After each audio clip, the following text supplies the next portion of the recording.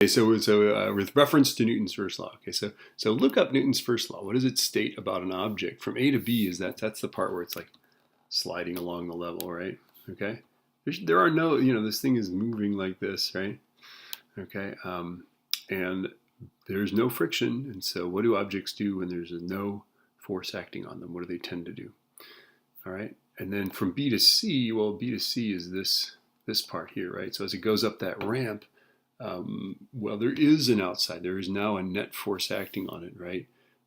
Opposite the direction it's moving. And so what does that do to the object, right? And then for part C, so state Newton's second law, right? And then state how that applies to its motion as it goes up that ramp. And then for on these axes, you're going to draw a displacement graph, right? Remember that a straight line like that means moving at a constant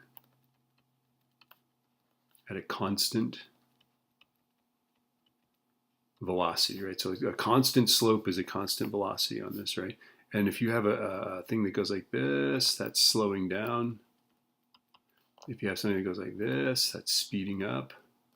Only make it a function, right? That's got to be right. In general, things that are concave upward are positive accelerations. Things concave downward are negative accelerations, right? All of these velocities, though, are going to be positive velocities, right? Because we know when it gets to C, it's still moving, right? Okay, so figure that out.